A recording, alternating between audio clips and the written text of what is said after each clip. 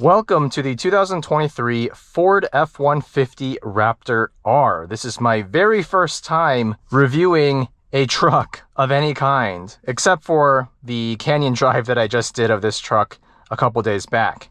I know, it's kind of crazy that my first experience reviewing a pickup truck has me in the granddaddy of performance trucks from Ford, but I am not complaining. I absolutely love the Raptor R. But instead of going through my usual list of things I love and hate about this truck, this video is going to be more like a stream of consciousness of my experience with this truck over the past week or so. So let's get right into the details. The MSRP of this vehicle starts at around $110,000. This one has a couple of options that bring the final MSRP with destination and delivery up to about 113 grand. But good luck finding one of these at MSRP. From what I've seen online, dealers or private sellers are still asking around $150,000. And for good reason. This thing is powered by the same 5.2-liter supercharged V8 engine from the Mustang Shelby GT500. It's been retuned to make a little bit less peak horsepower but more peak torque. So we're at 700 horsepower and 640 pound-feet of torque. This vehicle weighs just over 6,000 pounds. That is over 3 tons. It has a ton of ground clearance. I mean, we're sitting so high up. I've been driving this car for the last week. I have yet to encounter another car or truck that have a higher ride height than this. This truck was actually designed to go hooning around in the dunes. It has a Baja mode, which I'll get into just a bit later, but this is very much a performance-oriented vehicle. This is a Super Crew, meaning we have a relatively short bed out back, but still very usable on a daily basis. The back seat is absolutely humongous. Tons of headroom as well as legroom. It'll seat 3 passengers back there just fine. Absolutely love these Raptor branded Recaro seats. Very comfortable. It's hilarious because these are actually more supportive with the sidewall steering than my Acura Integra Type S. Other impressions of the interior, it's actually very easy to use. I far prefer the ergonomics of this interior, the infotainment system combined with these physical HVAC controls. Much easier to use compared to the Mustang EcoBoost I just reviewed recently. We have 3-stage heated and cooled seats, steering wheel heating, got your volume and radio knobs here. You can seek between your tracks. And then down here, like I said, the HVAC controls, very easy to use. Physical knobs, dual zone, and down here we've got our drive mode selector, which we can use to put it into the various preset drive modes, and we can also pick between the different drivetrain settings: 2 high, 4 automatic, and 4 low. It's really cool that we can press this button here, which retracts the shifter and enables us to pop this out and use this as sort of a workbench desk or table. You can have a meal here on the go. Maybe use your laptop if you need to. Very useful. 2 cup holders here, 2 back here. Let's pop this back out. Got your wireless phone charger, 1 USB-C, 1 USB Type-A. And if you pop open this armrest, we have another USB Type-A and Type-C, along with a huge amount of storage here. And this little tray if you want to use it. Huge paddle shifters. They are made of metal, but the actuation leaves a little to be desired. Not as mechanical as I would prefer.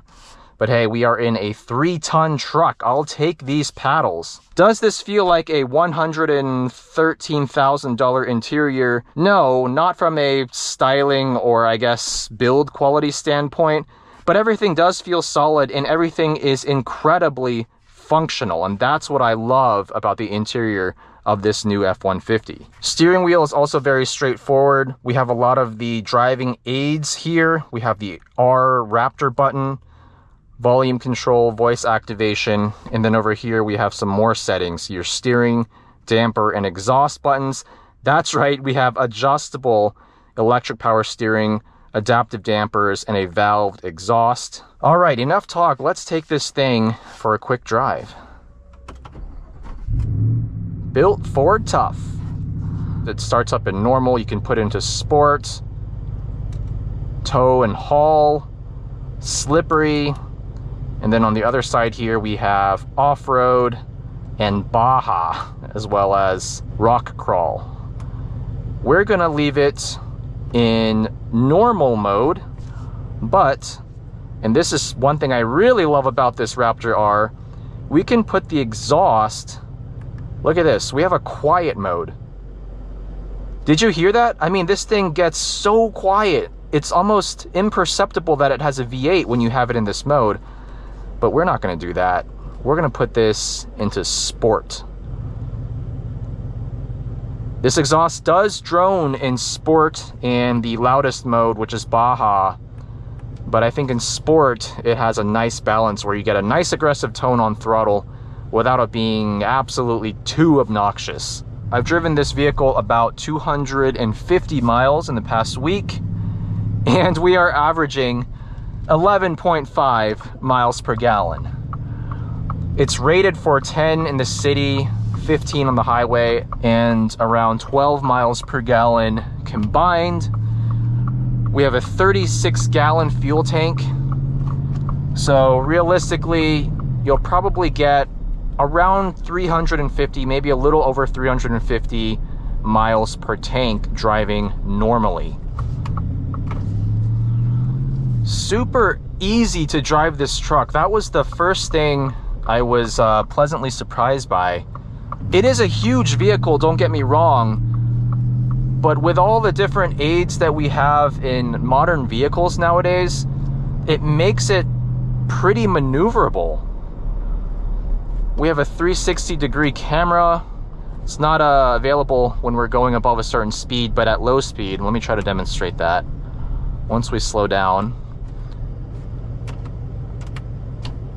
we have a bird's eye view camera here, rear view camera, front camera, parking sensors front and rear. It's actually not that difficult to park this thing as long as you find a large enough parking spot. We actually have this parking button that'll find parking spots for you on the map. We're not going to bother with that. Now the adjustable steering, you can switch it between normal, comfort, sport, and there's a Baja setting, but I will say I don't see much reason to have this setting. I've messed with all the various settings even during my Canyon review of this car, and it's just artificial weight. There's no steering feel in this whatsoever. I mean, what can you expect for a 6,000-pound pickup truck? The steering ratio, as you'd expect, is incredibly slow, so you do need to give it a lot of steering input to get around hairpins or make U-turns and such.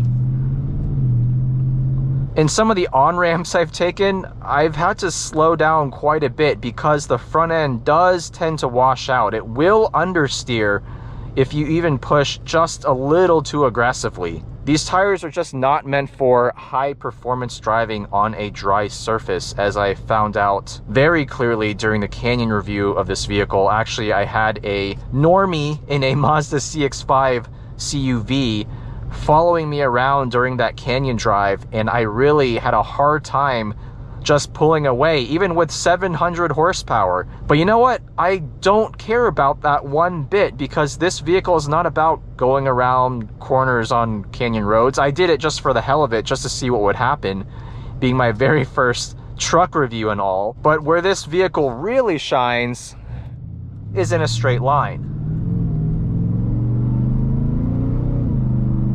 I mean, that's just maybe 10% throttle. This 5.2 liter V8 just has so much torque on tap at all times. And I actually really like this digital gauge cluster, how it shows you a decimal for your RPM. So 1.3 means 1300 RPM. It makes it very easy to tell where you are in the rev range. All right, we're having a bit of an issue with this GoPro overheating, so we're gonna have to crank the AC a bit here. But like I was saying, this thing is a blast to drive on a daily basis. So much power, so much theater from this V8 that was designed for a top-level Mustang performance coupe. And I gotta say, it gives this truck so much character.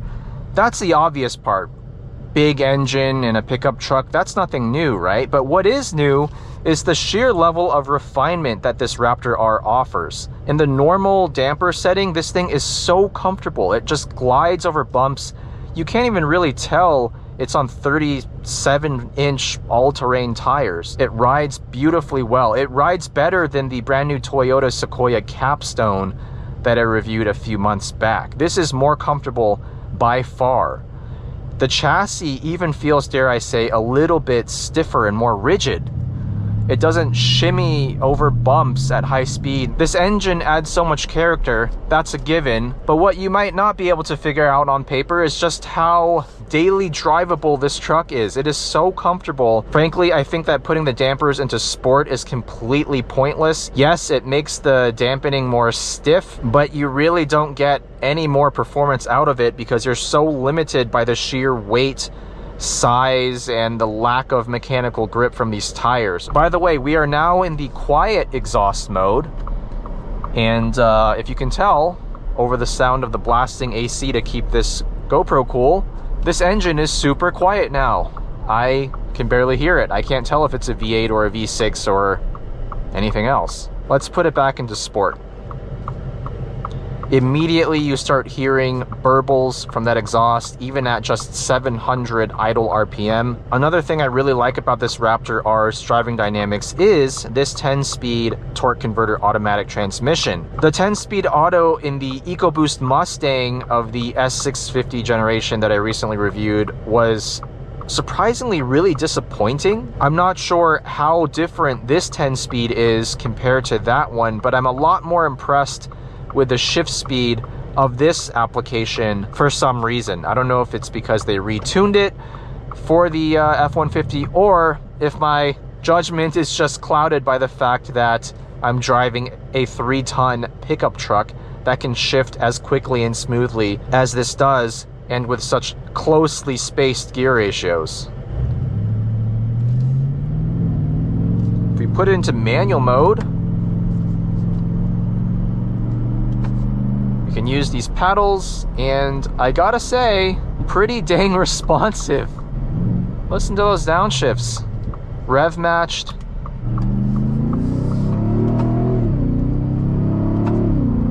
Well, that's not even a third of the throttle pedal being pushed down. Don't really have an opportunity to really wring this thing out given the amount of traffic on this road, but that's okay. If you want to see the Canyon Drive review of this truck, check out the link in the video description. I do more than a couple of straight line pulls. By the way, this thing will do massive burnouts, and it is unreasonably fun to do so. Sorry to Ford in advance for putting some wear and tear on these 37-inch BFG all-terrain tires. Some other things that help this truck be an excellent daily driver, a shockingly good daily driver, let's put it back into auto, is the fact that this comes with Ford's suite of driving aids. We have radar cruise control, lane keep assist, emergency automatic braking, lane departure warning. It has basically everything you'd want. As I said, very spacious back seat. This can seat 5 adults easily. Only gripe I have with this vehicle for daily driving is the obvious fuel economy issue. 12 miles per gallon. Yeah, that sucks. Get over it. You're in a supercharged V8 3-ton pickup truck. Might just be the last of its kind. I don't know how much longer we'll be getting trucks like this that burn so much gas. So yeah, to fill up a 36-gallon tank in this truck, you're looking at, with California prices of 91 octane, a little over $200. I mean, that's the price you pay. If you can afford a over $110,000 truck, pretty sure you can afford the gas too. This thing's almost guaranteed to be a future collectible. All right, now check out this Baja exhaust mode. Even louder than sport. It's comical, absolutely comical. It is so loud from inside, even louder from outside. It burbles, it pops on the overrun. Rev match downshifts, gotta love it. Just fantastic.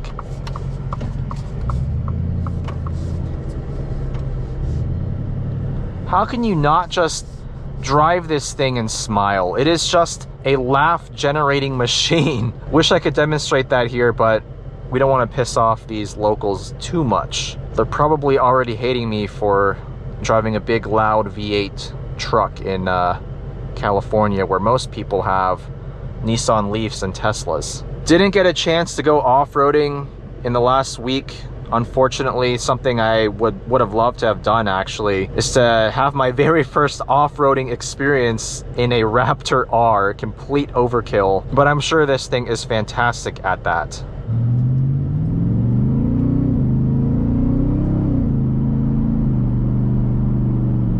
So if you want to know more about my driving impressions of this vehicle in the canyons, don't know why you'd want to know, but I made it happen for you guys if you really want to see this thing being pushed on a canyon road. To sum things up, the Ford F-150 Raptor R is a fantastic daily driver. It is comfortable, it is spacious, it's full of driver assistance technologies, Android Auto, Apple CarPlay, both wireless, heated and cooled seats, heated steering wheel. Outside of the fuel economy, this thing is fantastic as a daily, as long as you can find big enough parking spots for it. A big shout out to Ford for providing me with this F-150 Raptor R for the past week. If I had the money and garage space and could afford the gas, I would have one of these, no doubt. Hopefully I get to review some more interesting trucks in the future. Hopefully I get to review a Ram TRX at some point. Oh, by the way, one thing I forgot to mention, this has multi-link rear suspension. I believe that's a first for the Raptor lineup of F-150s, and that is definitely a contributor to the excellent ride quality. Just a little side note for you guys. Anyways, thank you all for watching. Let me know what you think of the Raptor R. Could you justify the $110,000 MSRP, much less the current market value of roughly 150 grand? Let me know your thoughts down in the comment section. See you guys in the next one.